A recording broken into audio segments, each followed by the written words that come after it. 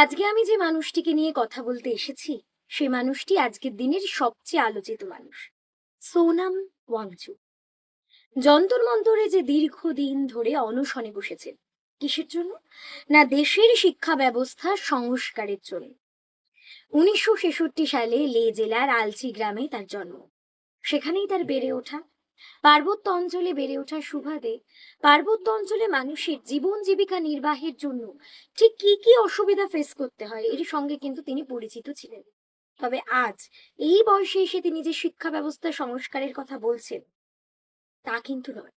9 বছর বয়সে যখন তার বাবা রাজনীতির সূত্রে শ্রীনগরের মন্ত্রী হলেন, তখন তিনি বাবার হাত ধরে চলে গেলেন শ্রীনগরে। সেখানে উলিট্রেপ্পা গ্রামে প্রথমবার গভর্নমেন্ট স্কুলে পড়াশোনা শুরু করেন।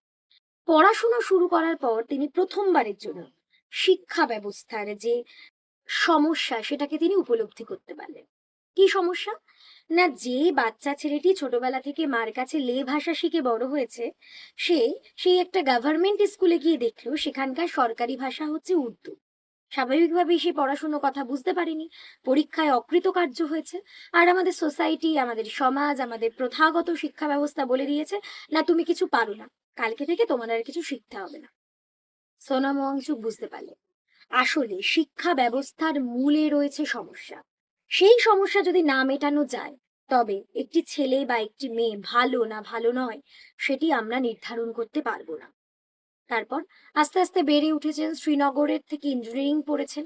কিন্তু তিনি যে শুধু পুঁথিগত ইঞ্জিনিয়ারিং পড়েছেন, একটা কর্পোরেট সংস্থায় চাকরি করতে চলে গেছেন, এমন কিন্তু নয়। তিনি চেয়েছেন ইঞ্জিনিয়ারিং পড়া শেষ করে সেই ব্যবস্থাকে প্র্যাকটিক্যালি প্রয়োগ করতে। পড়াশুনো শেষ করে তিনি গ্রাজুয়েট শেষ করে, অর্থাৎ বিটেক যখন তিনি শেষ করলেন, শেষ করে তিনি তার নিজের গ্রাম লাদাখে আবার ফিরে এলেন। সেই লাদাখে ফিরে এসে তিনি একটি নিউ হোপ বলে একটি দল গঠন করলেন। সেই নিউ হোপের দল থেকে তিনি একটি এনজিও প্রতিষ্ঠা করলেন, যেটি হলো সেলকম। সেলকমের পুরো কথা কি? Student educational cultural movement of Ladakh. লাদাখের একটা মূল সমস্যা ছিল, সেখানে শীতকালে প্রচুর পরিমাণে বরফ জমতো। কিন্তু যখন বসন্তকাল আসতো, সেই বরফের স্তর কিন্তু গলে যেত না। ফলে চাষিদের যখন চাষের সময়, তখন তারা পরিমাণ মতো জল পেত না। তিনি বুঝলেন চাষের জমি আছে কিন্তু জল নেই, জলটা হচ্ছে মূল সমস্যা। 2013 সালে তিনি প্রথম তৈরি করলেন একটি কৃত্রিম বরফের স্তূপ, আইস স্তূপা, যেটার মাধ্যমে চাষিরা তাদের যখন যখন প্রয়োজন সেই আইস স্তূপকে গলিয়ে জল ব্যবহার করতে পারবে। এবার কথা হলো, এই আইস স্তূপার জলটা আসতো কোথা থেকে? না, শীতকালে যে জলটা বেশি থাকতো সেটাকেই কিন্তু তিনি বরফ বানিয়ে রাখতেন এবং প্রয়োজন মতো সেই জলকে কাজে লাগানো হতো। সবচেয়ে মজার বিষয় হলো, 2013 সালে তিনি যখন এই কনসেপ্টটাকে কাজে লাগাচ্ছেন, তখন কিন্তু সহায়তা করেছিল কেন্দ্রে থাকা গভর্নমেন্টের। তাই আজকে তিনি যখন সরকারের বিরোধিতা করছেন, তিনি সরকার বিরোধী একজন মানুষ, এটা কিন্তু বলা যায় না। এবং এটা যে শুধুমাত্র ভারতবর্ষে সমাদৃত হয়েছে এমন নয়। ইউরোপিয়ান কান্ট্রিতে আল্পস পর্বতমালার জলকেও এভাবে আইস স্তূপা করে রাখার ক্ষেত্রেও কিন্তু তার সহযোগিতা দাবি করা হয়েছিল, এবং তার টিম সেলকম থেকে গিয়ে সেখানেও প্রথম আইস স্তূপা তৈরির কাজ শুরু করেছিলেন। এবং এখানেই কিন্তু শেষ নয়। 2016 সালে তিনি প্রথম তৈরি করলেন ফার্মস্টে। ফার্মস্টেটা কি? না, আজকে এই যে আমরা হোমস্টে কনসেপ্ট বলি, সেই হোমস্টেটাই।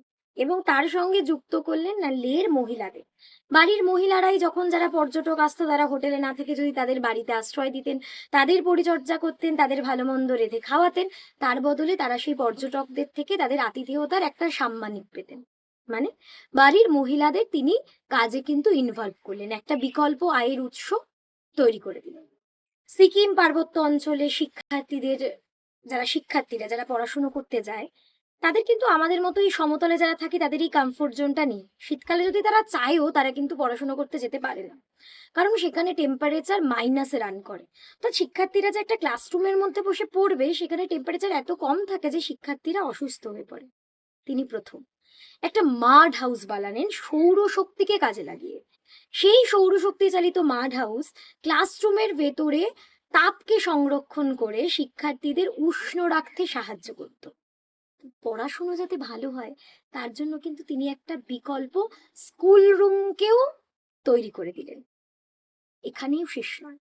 আজকে যাকে দেশদ্রোহী বলা হচ্ছে বিদেশি ডিপ স্টেটের আতাতকে কাজে লাগিয়েছে, সেই মানুষটাই 50,000 ফুট উঁচুতে থাকা সেনাবাহিনীর জন্য, যাতে তারা ভালো কমফোর্ট জোনে থাকতে পারে, ওই বীভৎস ঠান্ডার মধ্যে যাতে তাদের টেন্টে থাকতে না হয়, তাই জন্য তিনি একটি বিকল্প টেন্ট তৈরি করেছিলেন, যেটা কিনা দিনের বেলা তাপকে সংরক্ষণ করে রাত্রিবেলা সৈন্যদেরকে গরম রাখতে সাহায্য করবে।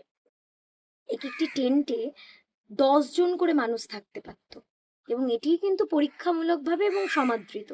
সেই 50,000 ফুট উঁচুতে থাকা সৈন্যরা একটা সুরক্ষিত বলয় পেল, ভালোভাবে থাকার একটা উপায় পেল, সেটাও কিন্তু এই সোনাম ওয়াংচুকের দৌলতে।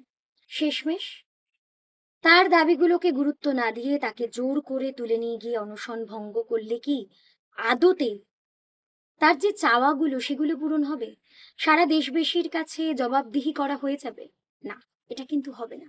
কিন্তু তবুও একজন সাধারণ নাগরিক হিসাবে, ভারতের নাগরিক হিসাবে তার স্বাস্থ্য যে আজকে সুরক্ষিত আছে, তিনি যে অনশন ভঙ্গ করতে অন্তত বাধ্য হয়েছেন, সে ব্যাপারে আমি খুশি।